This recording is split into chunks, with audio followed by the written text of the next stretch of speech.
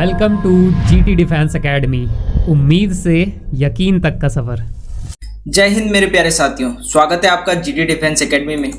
GT defence academy द्वारा army GD, tradesman और technical का कोर्स लॉन्च कर दिया गया है, जिसमें आपको subject wise complete recorded videos मिलेंगी, क्लास नोट्स पीडीएफ मिलेंगे और 20 फुल लेंथ मॉक टेस्ट मिलने वाले हैं, वो भी लेटेस्ट पैटर्न पर बेस्ड सॉल्यूशन के साथ, जहां आपको 10 ओरिजिनल पेपर भी मिलेंगे, वो भी सॉल्यूशन के साथ। अगर आपको कोई भी डाउट है तो आप दिए हुए नंबर पर संपर्क कर सकते हैं। आज हम डिस्कस करने वाले हैं आर्मी टेक्निकल का पेपर ईएमई सेंटर सिकंदराबाद का, जिसमें आपके पास सबसे पहला क्वेश्चन आया था कि माउंट एवरेस्ट फतह करने वाली दुनिया की पहली जो महिला थी वो कौन थी। तो तब आप आंसर दे रहे होंगे कि सर जुंको तेबई थी भाई। अगर आपके एग्जाम में क्वेश्चन आता कि माउंट एवरेस्ट पर चढ़ने वाली भारत की पहली महिला कौन सी थी, तो भारत की पहली महिला थी बछेंद्री पाल। भारत की कौन सी थी? बछेंद्री पाल भी।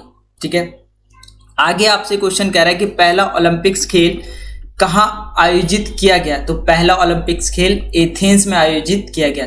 अगर आपके एग्जाम में क्वेश्चन आता कि एथेंस में कब हुआ ये पहला ओलंपिक्स गेम जो है एथेंस में कब हुआ था, तो तब आप आंसर दे रहे होते कि सर ये 1896 में हुआ था। ठीक है, अब गेम्स की बात आई तो हम एशियन गेम्स को कैसे भूल सकते हैं। अगर आपके एग्जाम में क्वेश्चन आता है कि फर्स्ट एशियन गेम्स कब हुए थे और कहाँ हुए थे, जिसे आप हिंदी में बोलते हो एशियाई खेल। तो अगर आपके एग्जाम में क्वेश्चन आए कि फर्स्ट एशियन गेम कहाँ हुए थे, तो तब आप आंसर देते कि ये सर अपने प्यारे भारत में न्यू दिल्ली में हुए थे। न्यू दिल्ली DELHI कब हुए थे, तो तब आप आंसर दे रहे होंगे सर ये 1951 में हुए थे। अब हमने एशियन गेम की बात कर ली, अब हम किसकी बात करेंगे? Commonwealth game. तो first Commonwealth game COMMAN Commonwealth game, जिसे आप हिंदी में बोलते हो राष्ट्रमंडल खेल। तो पहले राष्ट्रमंडल खेल कॉमनवेल्थ गेम हुए थे आपके 1930 में हैमिल्टन कनाडा में। ठीक है, यहां तक कहानी ठीक है। तीनों गेम्स के बारे में आपके एग्जाम में पूछ सकता है भाई। देखो, हम वो सारे क्वेश्चन डिस्कस करेंगे जो आपके एग्जाम के पॉइंट ऑफ व्यू से इंपॉर्टेंट रहने वाले हैं। आगे आपके पास ये क्वेश्चन बहुत बार प्रीवियस ईयर में पूछा गया था और मैं बार बार इस क्वेश्चन को कराता हूं कि पनामा कैनल और सुएज कैनल तो आपको कंठस्थ याद होनी चाहिए भाई। देखो, पनामा नहर जो है किन दो महासागरों को जोड़ती है, तो तब आप आंसर दे रहे होंगे कि सर ये अटलांटिक महासागर और प्रशांत महासागर को जोड़ती है, Atlantic Ocean and Pacific Ocean. अब एक और चीज इसमें आपको पता होनी चाहिए, Suez Canal SUEZ Suez Canal जो है मेडिटेरियन सी और रेड सी को जोड़ती है। किसको जोड़ती है? Mediterranean TERRANEAN Mediterranean sea and red sea. ठीक है, रेड सी। अब इंग्लिश वाले बोलते हैं, CBSE वाले बोलते हैं, हमारे लिए तो ठीक है इंग्लिश में बोल दिया, बट उत्तराखंड बोर्ड वाले बोलते हैं कि सर हिंदी में भी बोल लिया करो। तो देखो, सुएज को सुएज ही कहते हैं, कैनल को नहर कहते हैं, मेडिटेरियन सी को भूमध्य सागर,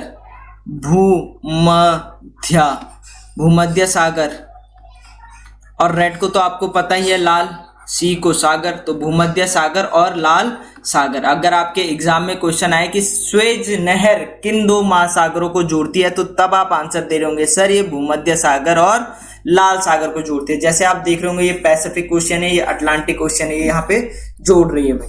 ठीक है, इसे क्या कहोगे? Panama Canal. देख रहे हो ना, पनामा कैनल।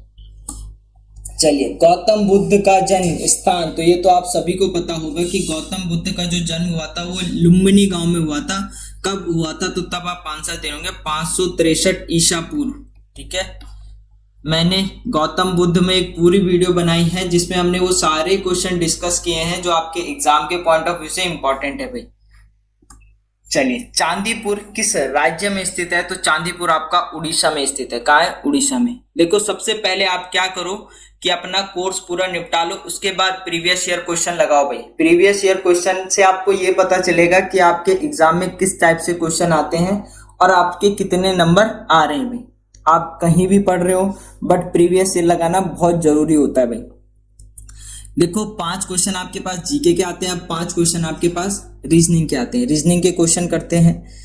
आपके पास दे रखा है D8A, C10B, B12C। अब देखो यहाँ तो सिंपल नंबर्स की बात करूँ तो नंबर्स में मुझे सिंपल साफ साफ दिख रहा है भाई। आपको भी दिख रहा होगा कि 8 में अगर आप 2 जोड़ रहे होंगे 10, और 10 में 2 जोड़ रहे होंगे 12, और 12 में 2 जोड़ रहे होंगे तो 14। तो नंबर्स में तो पता चल गया +2 की सीरीज चली है। बोलो हाँ या ना। नंबर्स में तो पता चल गया +2 की सीरीज चली है। अब देखो मुझे एक चीज बताओ, ये सी था, मुझे एक चीज बताओ, यहां देख के पता चल रहा है कि ये D है, ये C है, ये B है। तो B के बाद क्या आता है? C आता है। C के बाद क्या आता है? D आता है। ठीक है, मतलब जो यहाँ पे आएगा उसके बाद क्या आना चाहिए? जस्ट B आना चाहिए। तो यहाँ पे क्या आएगा? A के बाद क्या आता है? फिर B के बाद क्या आता है? C के बाद क्या आता है? D। तो A14 दिख रहा है तो A14 यहाँ भी दिख रहा है, A14 यहाँ भी दिख रहा है। तो मतलब ये दो तो एलिमिनेट हो गए बच्चे, A और B। अब हम इसको देखेंगे, A के बाद B के बाद C और C के बाद क्या आना चाहिए? D। A14D है, A14D, ऑप्शन बी आपके पास राइट आंसर रहेगा भाई। तो इस तरह से आप जल्दी से जल्दी इस क्वेश्चन का आंसर दे रहे होंगे। आगे कह रहा है कि एक निश्चित कूट भाषा में पोलिश को MLIFPE लिखा जाता है, तो DIG को क्या लिखेंगे? DIG सुना होगा तुमने, पोस्ट भी होती है ये। PO देखो, POLISH को क्या लिख रहा है? MLIFPE लिख रहा है। तो सबसे पहले आपको अल्फाबेट्स की नंबर पता होने चाहिए, उससे क्या होता है आपका क्वेश्चन बहुत आसान हो जाता है। जैसे P का नंबरिंग होती है 16, O होता है आपके पास 15, L होता है आपके पास 12, I होता है आपके पास 9, S होता है आपके पास 19, H होता है आपके पास 8। अगर मैं M की बात करूं, M होता है 13, L होता है आपके पास 12, I होता है आपके पास 9, F होता है फिक्स और 6, प्रिंस 16 साल का, E 5। ये आपके पास हो गई अल्फाबेट्स की नंबरिंग। अब देखो कितना आसान हो जाएगा। देखो अगर मुझे 16 को 13 बनाना है तो मैं क्या करूं? -3। बोला आया ना। 16 में से अगर मैं 3 माइनस कर रहा हूँ तो 13 आ गया। 15 को 12 बनाना है तो -3, 12 को 9 बनाना है तो -3। तो मेरे पास पैटर्न मिल गया है भाई। जहां 3 बार आपको चेक करना है तो पैटर्न मिल गया, सीरीज में चल रहा है -3 -3 -3। जैसे आप 9 में से -3 कर रहे होंगे तो 6, 19 में से -3 कर रहे होंगे 16, 8 में से -3 कर रहे होंगे तो 5। तो मेरे को सीरीज अगर पता चल गई तो बहुत आसान हो गया। तो मेरे को बस DIG लिखना है, DIG। ठीक है, D होता है 4 और I होता है 9, G होता है 7। तो 4 में से -3 कर रहे होंगे तो आएगा आपके पास 1। A दिख रहा है तो ऑप्शन सीधा सीधा AFD होगा। बोलो आए ना। आगे चेक कर लेते हैं, अगर किसी को संतुष्टि नहीं हो रही है तो 9 में से 3 माइनस करोगे 6 होता है F और 6, 7 में से 3 माइनस करोगे 4 होता है D का AFD। ठीक है, तो इस तरह से आप इन क्वेश्चनों को कर रहे होंगे। अगले क्वेश्चन की तरफ बढ़ते हैं। बहुत आसान सा क्वेश्चन है। देखो एक चीज समझो, मैंने यहां लिखा है M और N। ठीक है, अब एक चीज हमेशा याद रखना, जिसकी तरफ मुंह खुला होता है वो हमेशा बड़ा होता है। तो इसकी तरफ मुंह खुला है तो M बड़ा है किससे? N से। M बड़ा है किससे? N से। तो जिसकी तरफ मुंह खुला होता है वो बड़ा होता है पीछे वाले से। ठीक है, अब देखो समझो A जो है B से बड़ा है, तो A बड़ा है ना, पहले स्टेप में A बड़ा है तो A की तरफ मुंह खुल गया, A बड़ा है B से। आगे कह रहा है C B से बड़ा है लेकिन A से छोटा है। अब देखो, लेकिन जब भी बात करेगा लेकिन की, तो बात करता है वो हमेशा फर्स्ट पर्सन की। किसकी बात करेगा? फर्स्ट पर्सन की। C B से बड़ा है, C जो है बड़ा है B से, तो बड़े की तरफ मुंह खुला रहेगा। लेकिन C A से छोटा है, C जो है छोटा है A से, मतलब A बड़ा होगा तो A की तरफ मुंह खुलेगा। यहां तक कहानी ठीक है। आगे पढ़ो, D E और B दोनों से छोटा है। D जो है E और B दोनों से छोटा है, मतलब ये दोनों बड़े होंगे, ये दोनों बड़े होंगे। ठीक है, और B जो है E से बड़ा है, B E से बड़ा है। तो देखो यहां तक तो हमारा डायग्राम बन गया था। बी जो है ई से बड़ा है, बी जो है बड़ा है ई से, बी बड़ा है ई से तो बी की तरफ मुंह खुलना चाहिए, ठीक है। और डी जो है सबसे छोटा है तो इसके बाद क्या आ जाएगा, डी आ जाएगा, कहानी खत्म। कौन सबसे छोटा है तो सबसे छोटा डी है, ऑप्शन डी आपके पास, ऑप्शन सी आपके पास करेक्ट आंसर रहेगा ये वाला। कहानी समझ में आई, बोलो हाँ या ना। चलिए अगली संख्या ज्ञात कीजिए भाई। आपके पास है 58, 52, 46, 40 और 34। देखो देख के ही समझ आ रहा है भाई। यहाँ देखो 58 में से 6 गया 52, 52 में से 6 गया 46, 46 में से 6 गया 40, 40 में से 6 गया 34 और 34 में से 6 गया 28। आपके पास ऑप्शन सी आपके पास करेक्ट आंसर रहेगा भाई। हाँ यही रास्ता है तेरा, तूने अब जाना है। हाँ यही सपना है तेरा, तूने पहचाना है। तुझे अब ये दिखाना है।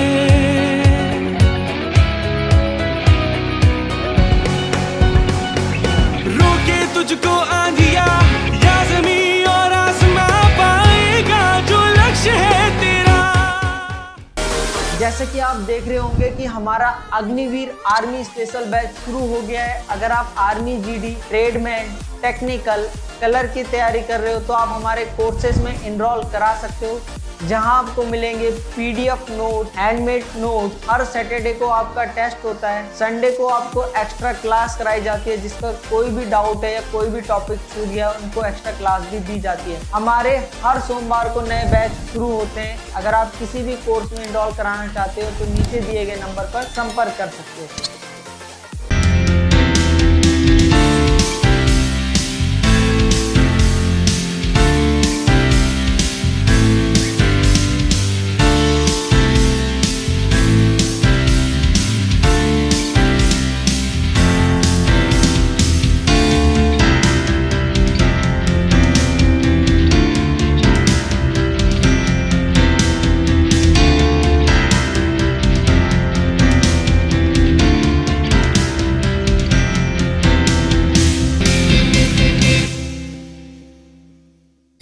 आगे आपके पास जो 15 क्वेश्चन रहते हैं वो फिजिक्स के रहते हैं। तो फिजिक्स का सबसे पहला क्वेश्चन है, रॉकेट का कार्य किसके सिद्धांत पर आधारित है। तो रॉकेट का कार्य जो है रैखिक संवेग का संरक्षण, रैखिक संवेग संरक्षण पर आधारित है भाई, ठीक है। अब कोई बोल रहा होगा संवेग क्या होता है, तो आपने एक फॉर्मूला पढ़ा होगा P = m × v। अब कहीं बोल रहे होंगे P = m × v क्या होता है, तो मैं उनको बता दूं कि m होता है मास जिसे आप द्रव्यमान कहते हो, और v होती है आपकी वेलोसिटी। क्या होती है, वेलोसिटी, जिसे आप बोलते हो वेग, ठीक है। देखो संवेग होता क्या है, वह भौतिक राशि जो द्रव्यमान और वेग के गुणनफल होती है उसे संवेग कहते हैं। इंग्लिश में बात करूं, it is that physical quantity that is the product of mass in velocities. क्या क्या संवेग, ठीक है, ठीक है, मोमेंटम जिसे आप बोलते हो भाई। यहां तक कहानी ठीक है। चलिए, पहली विद्युत बैटरी का आविष्कार किसने किया था, तो पहली विद्युत बैटरी का आविष्कार वोल्टा ने किया था भाई। किसने किया था, वोल्टा ने। और कब किया था, तो तब आप आंसर दे रहे होंगे कि सर इन्होंने 1800 में किया था भाई। इसका जो पूरा नाम है एलेसैंड्रो वोल्टा, ठीक है, एलेसैंड्रो वोल्टा भाई। सूर्य से आने वाली समांतर पुंजों के अभिसरण बिंदु को क्या कहा जाता है, तो इसके अभिसरण बिंदु को कहा जाता है फोकस। 0 डिग्री फ़ारेनहाइट पैमाने में किसके बराबर होता है, तो काफी देखो जिनको फिजिक्स आती नहीं है वो तो इसे रट लेते हैं कि सर इसका आंसर 32 डिग्री फ़ारेनहाइट होगा। तो मैं बोलता हूं कि रटा मत, चीजों को करा करो, समझा करो। देखो आपको कभी भी सेल्सियस को फ़ारेनहाइट में बदलना है तो एक सिंपल सा फॉर्मूला होता है, F = फ़ारेनहाइट = 9/5 इंटू सेल्सियस में जो आपको वैल्यू दी हो, ठीक है, प्लस 32, जहां F आपका फ़ारेनहाइट होता है, C आपका सेल्सियस होता है, प्लस 32। अब आप मुझे बताओ मेरे प्यारे साथियों, अगर मैं 9/5 की मल्टीप्लाई 0 से करूं तो ये पूरी वैल्यू 0 होगी नहीं होगी, बोलो, क्योंकि सी की वैल्यू हमें क्या दी थी, 0 डिग्री सेल्सियस दी थी। बोलो हाँ या ना। तो ये पूरी वैल्यू 0 हो गई। क्यों? क्योंकि किसी का भी मल्टीप्लाई 0 से करोगे तो 0 ही आएगा। बचा क्या? 32 डिग्री फ़ारेनहाइट। बोलो हाँ या ना। कहानी ठीक है, इस फॉर्मूले से निकालोगे, कभी गलत नहीं जाओगे भाई, क्योंकि हम चाहते हैं सबका साथ, सबका विकास और सबका विश्वास। अब मुझे ये बताओ कि जो श्वेत प्रकाश के स्पेक्ट्रम में कौन सा रंग सबसे कम विचलित होता है भाई? जो डेविएशन होता है, सबसे लीस्ट डेविएशन किस में होता है? तो आप देखो, ये प्रिज्म देख रहे होंगे, प्रिज्म से जब लाइट गुजारी तो आप लीस्ट डेविएशन देख रहे होंगे, किस कलर का है? रेड। तो आंसर हो गया आपका ए। अगर आपके पास मैक्सिमम डेविएशन की बात करता तो तब आप आंसर देते कि सर वायलेट कलर जो होता है हमारा क्या होता है? मैक्सिमम डेविएशन होता है, सबसे ज्यादा विचलित होती है किसकी? बैंगनी की, वायलेट की भाई। बट आपसे लीस्ट पूछा था तो लीस्ट कौन सा है? रेड है भाई। कोणीय संवेग की इकाई क्या होती है? तो कोणीय संवेग की आपकी इकाई होती है केजी मीटर स्क्वायर पर सेकेंड में। फ़ारेनहाइट और सेल्सियस किस तापमान पर बराबर होते हैं? तो -40 डिग्री पर फ़ारेनहाइट और सेल्सियस तापमान बराबर होते हैं भाई। बैरोमीटर का प्रयोग किया जाता है। बैरोमीटर का प्रयोग किस लिए किया जाता है भाई? इन अ बैरोमीटर इज यूज्ड। देखो, बैरोमीटर पारे में यूज होता है भाई। बैरोमीटर में पारा का प्रयोग किया जाता है। बैरोमीटर में किसका प्रयोग किया जाता है? पारा का। देखो, एक चीज समझो कि जो बैरोमीटर का उपयोग किया जाता है, प्रयोग किया जाता है, वो वायुमंडलीय दाब नापने के लिए किया जाता है। एटमॉस्फेरिक प्रेशर नापने के लिए बैरोमीटर का प्रयोग किया जाता है। और इसमें इस्तेमाल क्या होता है? पारा इसमें यूज होता है। एक लेंस की शक्ति की इकाई किसमें नापी जाती है? डायप्टर में। आपने फॉर्मूला भी पढ़ा होगा, P = 1/f। ठीक है, जहाँ F क्या होती है? फोकल लेंथ होती है, P होती है आपकी पावर। फॉर्मूला भी कभी कभी पूछ दिया जाता है भाई। एक अश्व शक्ति बराबर कितने वॉट होते हैं? तो 746 भाई। अब नहीं आता है ऐसा क्वेश्चन। अपवर्तन के दूसरे नियम को किस रूप से जाना जाता है? अब second law of refraction is also known as, जल्दी बताइए। इसे स्नेल का नियम भी कहते हैं भाई, स्नेल लॉ भी कहा जाता है। आगे आपसे कह रहा है कि प्रति इकाई क्षेत्रफल पर कार्य करने वाले बल का मान क्या कहलाता है? तो ये आपका दाब कहलाता है, प्रेशर कहलाता है भाई। ठीक है, चलिए। डायन किसकी एक इकाई है? तो फोर्स की। देखो, यहां पे तो सिंपल पूछ दिया, आपके पास क्या न्यूटन नहीं था तो आपके पास फोर्स था तो फोर्स है। ठीक है, देखो एक चीज समझो, अगर आपके एग्जाम में सीधा क्वेश्चन ऐसे पूछता है कि एसआई यूनिट, अगर वो सिंपल बोले कि SI unit of force FORC, कि बल का एसआई मात्रक क्या है? बल का एसआई मात्रक। तो जब भी बल के एसआई मात्रक की बात करेगा ना, तो तब आप आंसर दोगे न्यूटन। ठीक है, न्यूटन। और बल का जो सीजीएस मात्रक होता है, SI unit of CGS unit of force. तो सीजीएस यूनिट ऑफ फोर्स क्या होती है? तो तब आप आंसर दे दोगे कि जो बल की सीजीएस पद्धति में यूनिट होती है वो डायन होती है भाई, डायन होती है। तो ये क्या है? सीजीएस यूनिट है। बट उसने सिंपल ही पूछा है कि डायन एक इकाई है। ठीक है, किसकी? फोर्स की, बल की। तो ये सिंपल ही था। बट कभी कभी घुमाने के लिए वो ऐसे दे देता है कि बल का एसआई मात्रक क्या होता है, और ऑप्शन में आपको न्यूटन भी देगा और डायन भी देगा। ठीक है, तो ये चीज आपको पता होनी चाहिए। एक और चीज, अगर मैं आपसे बोलूं कि एक डायन बराबर कितने न्यूटन होते हैं, तो तब आप बोलोगे कि सर एक डायन बराबर 0.1234 न्यूटन होते हैं। ठीक है, कहानी ठीक है। प्राथमिक रंगों का जो सही समुच्चय वो क्या है? प्राथमिक रंग आपसे पूछ रहा है, बट इसने थोड़ा सा अलग ऐसे पूछ दिया, समुच्चय। ठीक है, थोड़ी सी हिंदी ऐसे लग रहा है कि अलग ही पूछ दी। बट इंग्लिश में बोलूं कि प्राइमरी कलर, तो प्राइमरी कलर आपको सबको पता होगा, लाल, नीला, हरा। आरबीजी से आप भी इसे जानते हो कि आरबीजी लिखते हैं बच्चे से, रेड, ब्लू एंड ग्रीन। एक फोटो सेल प्रकाश ऊर्जा को डैश में परिवर्तित करता है, मतलब किस में परिवर्तित करता है? तो ये विद्युत ऊर्जा में परिवर्तित करता है। Photo cell converts light energy into electrical energy भाई। ठीक है, अगले क्वेश्चन की तरफ बढ़ते हैं। क्वेश्चन कह रहा है कि जो बेकिंग सोडा है उसका केमिकल फॉर्मूला क्या होता है? तो बेकिंग सोडा आप सबको पता होगा, सोडियम बाइकार्बोनेट, जिसका फॉर्मूला होता है NaHCO3। NaHCO3 ऑप्शन डी आपके पास राइट आंसर रहेगा।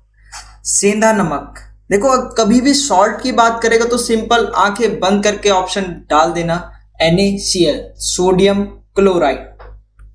ठीक है, अब देखो आगे कह रहा है कि मेंडलीव की आवर्त नियम किस पर आधारित है। देखो एक तो आपके पास मेंडलीव की पीरियोडिक टेबल है और एक आपके पास मॉडर्न पीरियोडिक टेबल है, आधुनिक आवर्त सारणी। तो मेंडलीव की जो है एटॉमिक मास पर बेस्ड है, किस पर? एटॉमिक मास पर।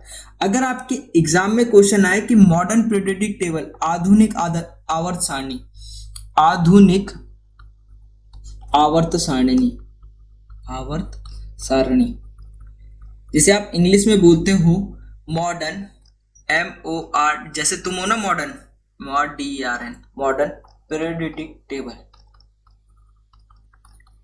किस पर बेस्ड है, तो तब आप आंसर दोगे कि आधुनिक आवर्त सारणी एटॉमिक नंबर पर बेस्ड है, एटॉमिक नंबर पर। ठीक है, और किसने डिस्कवर की थी, तो तब आप आंसर दोगे कि सर ये मोंजले ने दी थी, मोंजले।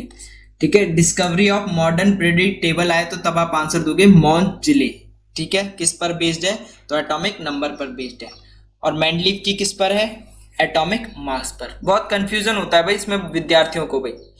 अब देखो मैंने एक वीडियो में आपको आइसोबार, आइसोटोप्स, आइसोमर सब आपको डिटेल में बता रखे हैं भाई। तो आपके पास सीधा सीधा क्वेश्चन आया था कि आइसोबार एटम्स शोइंग सेम, तो जो आपके पास आइसोबार होते हैं ना उसमें सेम एटॉमिक मास होता है। देखो मैं आपको बता दूं, जो आपके आइसोटोप्स होते हैं, आइसोटोप्स, तो आइसोटोप्स में क्या होता है, सेम एटॉमिक नंबर होता है बट डिफरेंस मास होता है। Same atomic number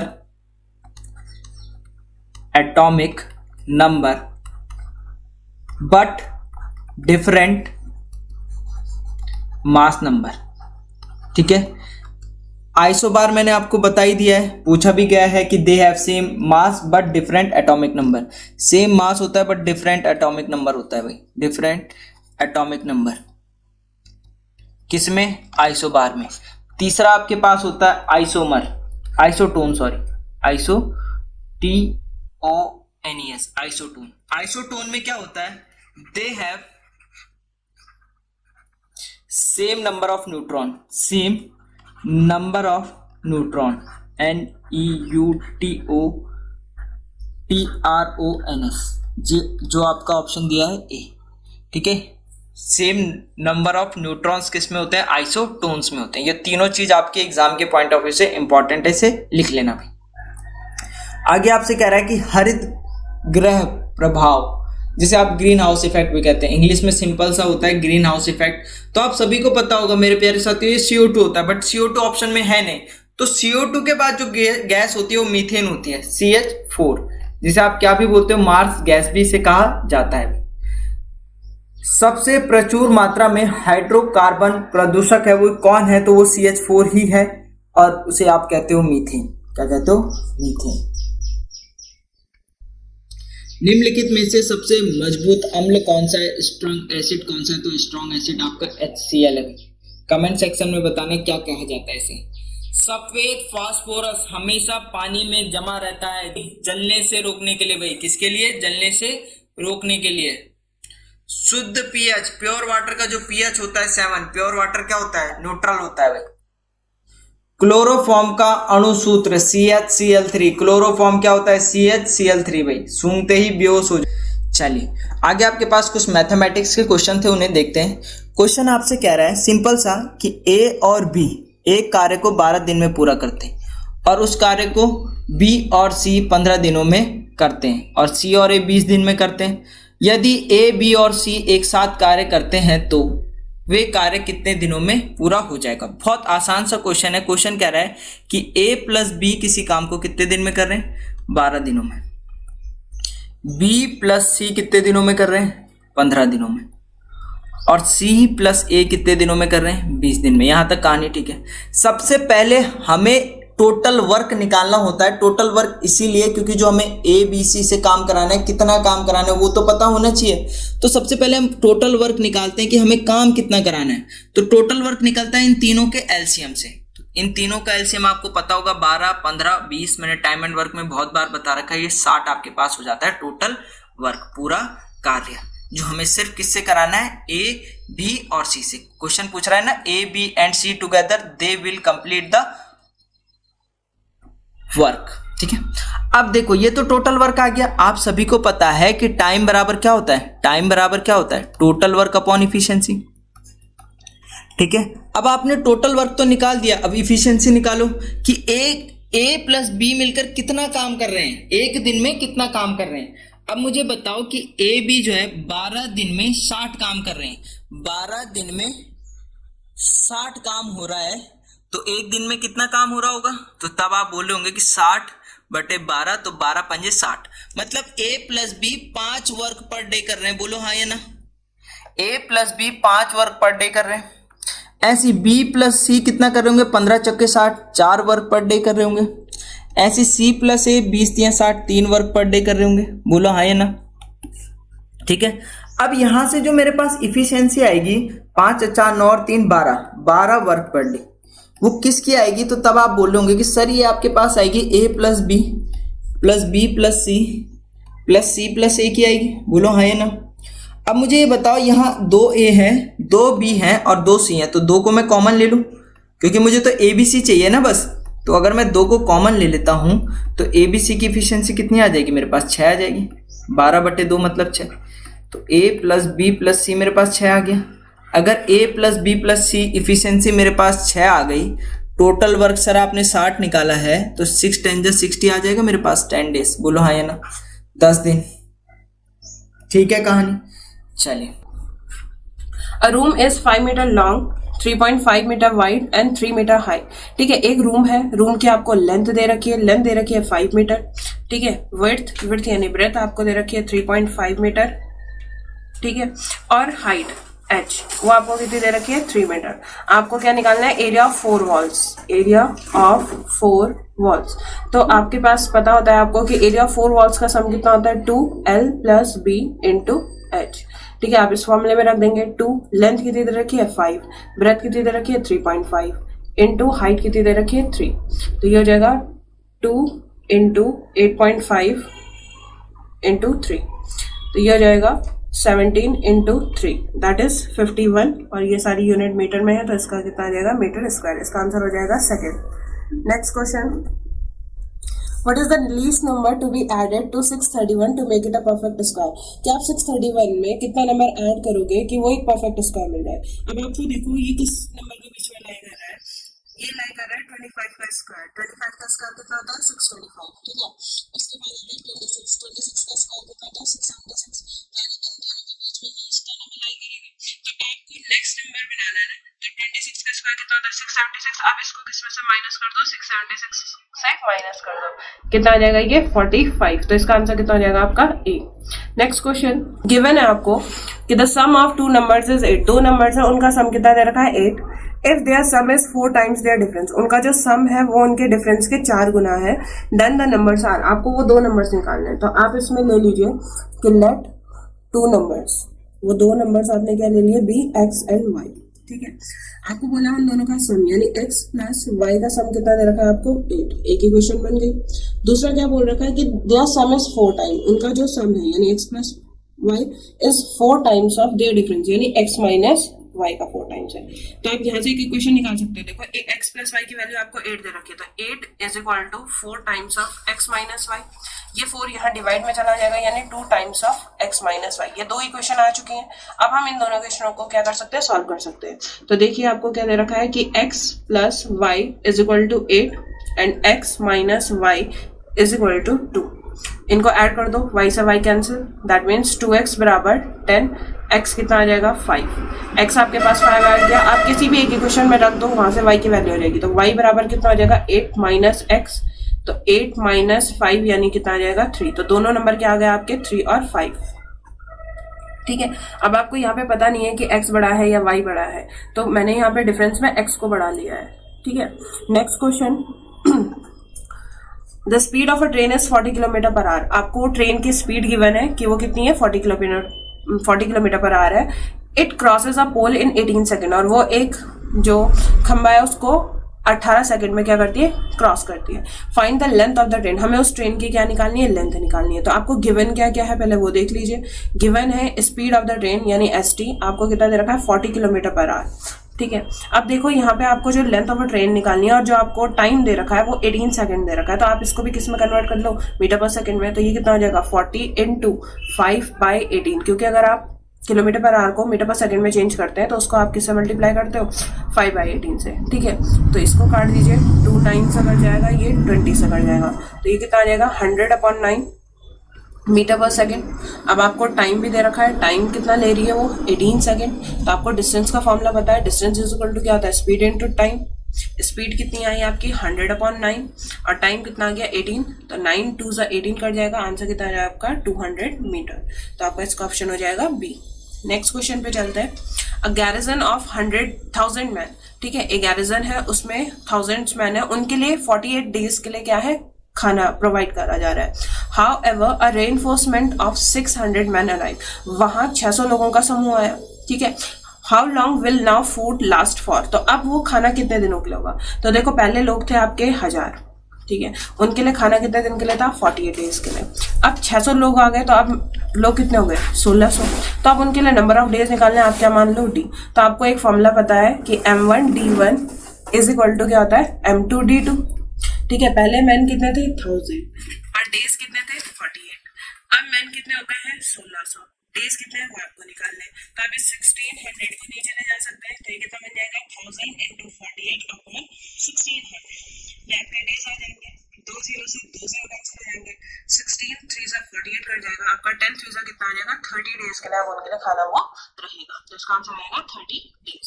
next question, if tan theta is equal to 4/3, आपको वैल्यू दे रखी है कि tan थीटा बराबर क्या होता है 4/3 दे रखा है, तो हमें इस वैल्यू निकालनी है sin theta plus cos theta की। अब आपने पढ़ा होगा कि एक राइट एंगल ट्रायंगल होता है, ठीक है, ये जो 90 डिग्री का एंगल होता है, इसके अपोजिट जो होता है वो हाइपोटेन्यूज होता है, जो 90 डिग्री के जो परपेंडिकुलर होता है, और ये वाला आपका क्या होता है बेस होता है, ठीक है। तो आपने यहाँ पे एक पाइथागोरस थ्योरम भी पढ़ी होगी कि हाइपोटेन्यूज का स्क्वायर इज इक्वल टू होता है परपेंडिकुलर का स्क्वायर प्लस बेस का स्क्वायर, ठीक है। अब जो आपका ट्रिग्नोमेट्री में रेशियो होता है कि tan थीटा की जब वैल्यू निकालते हैं वो होती है परपेंडिकुलर अपॉन बेस। तो tan थीटा आपको कितना दे रखा है 4/3 इज इक्वल टू P/B। अगर आप इससे कंपेयर करें तो परपेंडिकुलर, अगर मैं इसको नंबर्स की फॉर्म में लेता हूँ तो इसको मैं 4x और इसको 3x मान सकती हूँ, यानी परपेंडिकुलर आपको 4x दे रखा है, बेस आपको कितना दे रखा है 3x। आपने यहाँ से हाइपोटेन्यूज निकालनी है तो आपको ये वाला फॉर्मूला यूज करना पड़ेगा। तो यहाँ पे हाइपोटेन्यूज का स्क्वायर यानी h² is equal to perpendicular कितना दे रखा है 4x का स्क्वायर प्लस बेस कितना दे रखा है 3x का स्क्वायर। आप इसको कैलकुलेट करोगे तो ये आएगा 16x², 3 का x² यानी 9x², ऐड करोगे तो 25x²। ये क्या है आपका हाइपोटेन्यूज का स्क्वायर, यानी हाइपोटेन्यूज कितनी हो जाएगी √25x²। 25 का रूट कितना आ जाएगा 5 और x² का x, ठीक है। तो आपके पास जो हाइपोटेन्यूज आई वो कितनी आ जाएगी 5x। अब आपको यहाँ पे पता है कि जो साइन थीटा होता है perpendicular upon hypotenuse, cos theta क्या होता है बेस अपॉन हाइपोटेन्यूज, ठीक है। तो परपेंडिकुलर कितनी है आपके पास 4x, हाइपोटेन्यूज कितना है 5x प्लस बेस कितना है 3x और हाइपोटेन्यूज कितनी है 5x, ठीक है। x से x आप कैंसिल कर सकते हो, तो वैल्यू कितनी आ गई 4/5 प्लस 3/5, दोनों बेस सेम है तो आप इसको एज इट इज लिख देंगे 5। यहाँ कितना हो जाएगा 4 + 3 यानी 7/5, तो आंसर आपका कितना हो जाएगा 7/5, दैट इज 8। नेक्स्ट क्वेश्चन, एक गांव की जनसंख्या 16,220 है, ठीक है। The population of a village is 16,220, ठीक है। Out of this 55% are man and children, तो आपको बोला गया है कि 55% इसमें से मैन और चिल्ड्रन है। देन वुमेन आर, आपको क्या निकालना है कि महिलाएं कितनी है, ठीक है। अब देखो कोई भी चीज होती है तो वो पूरी की पूरी 100% होती है, तो ये 100% में क्या रहे होंगे, मैन भी रहे होंगे, वुमेन भी रही होंगे, चिल्ड्रन भी रहे होंगे। तो मैन और चिल्ड्रन का सम तो आपको दे दिया कि ये दोनों 55% है, तो आप वुमेन का कैसे निकालोगे, वुमेन को क्या बोल दोगे 100 में से 55% को माइनस कर दो, तो ये कितना आ जाएगा 45%, यानी जो 45% उस पॉपुलेशन का है वो क्या है आपकी वुमेन है, ठीक है। अब टोटल पॉपुलेशन इतनी है, तो टोटल पॉपुलेशन आपको कितनी दे रखी है 16,220, इस टोटल पॉपुलेशन का 45% वो क्या है आपकी वुमेन। तो आप इसका 45% कैलकुलेट कर दो। 45/100 into 16220 is equal to women. आप क्या कर सकते हैं, इसको कैलकुलेट कर दोगे। इसको कैलकुलेट करने पे आपका आंसर कितना आ जाएगा,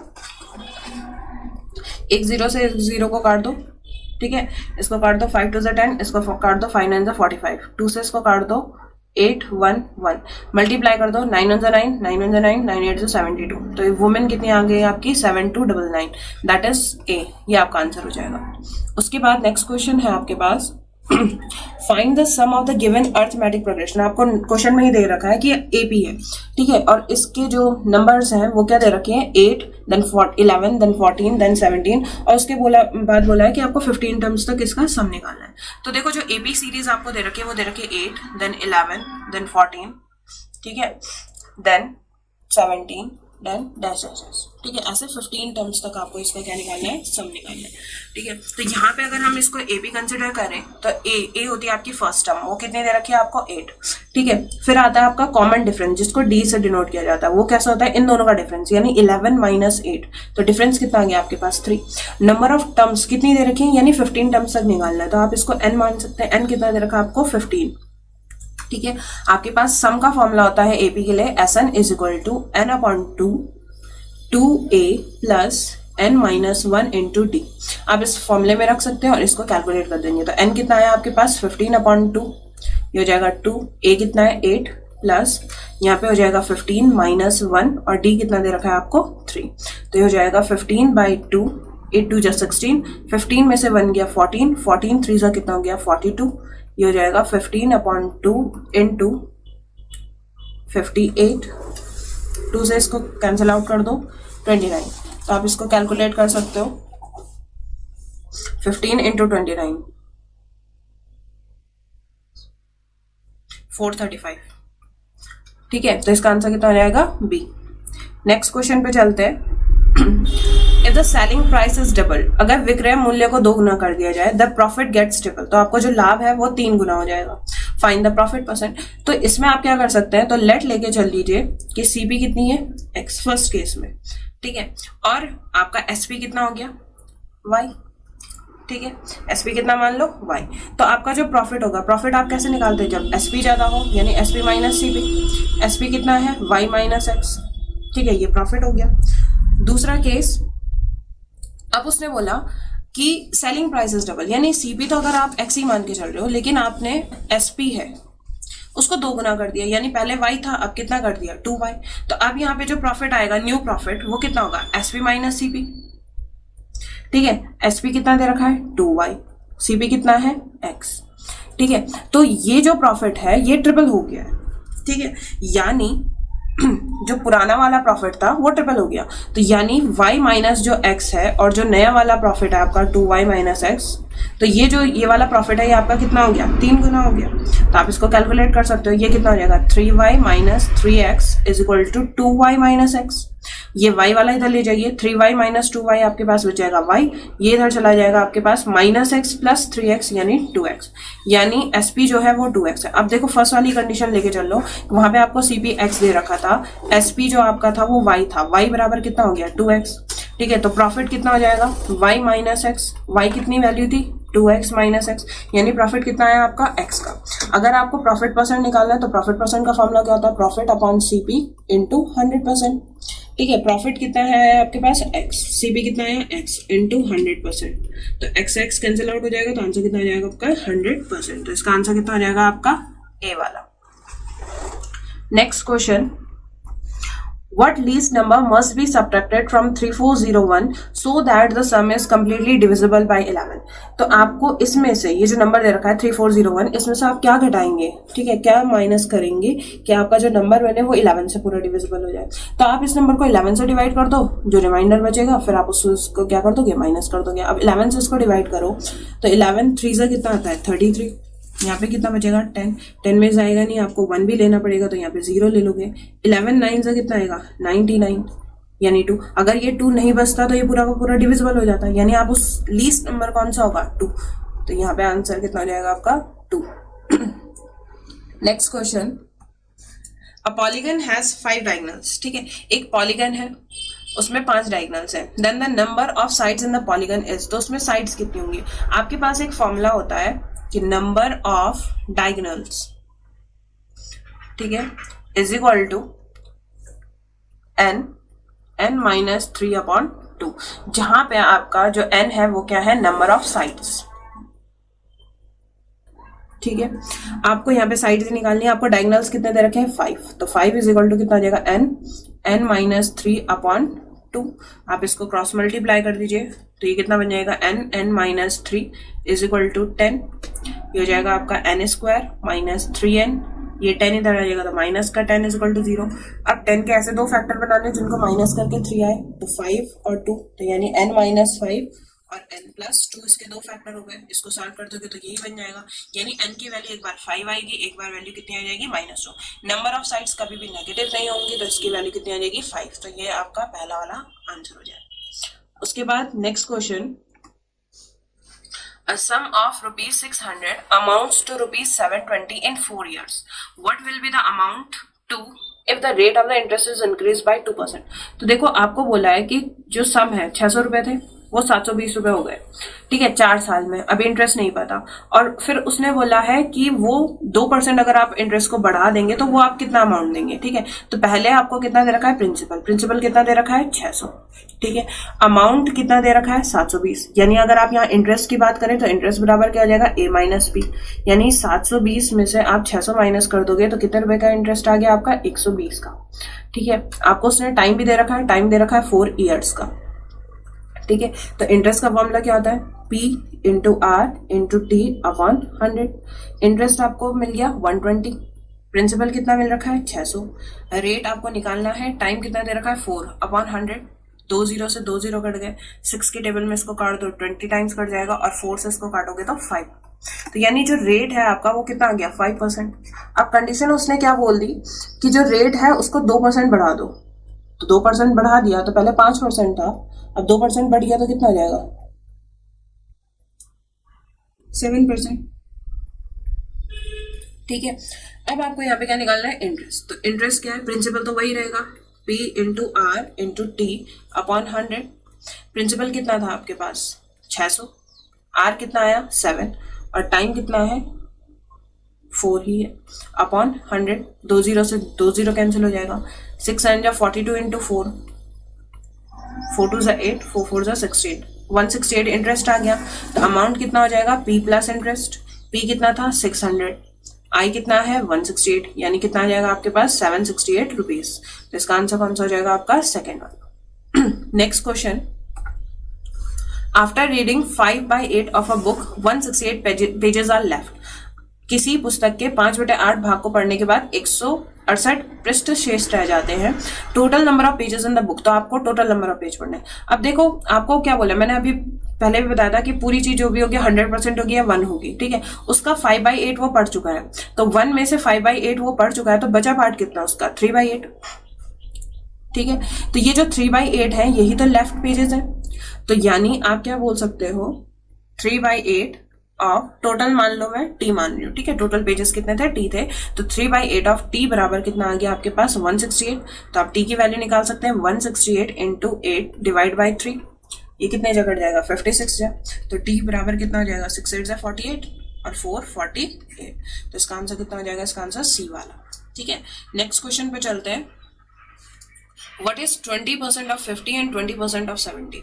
आपको दोनों का 20% निकालना है, ठीक है। तो 20% ऑफ 50 का मतलब क्या है? 20% मतलब upon 100 into 50 plus 20% upon 100 into 70।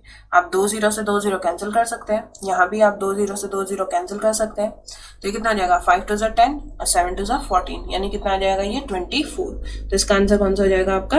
ए वाला।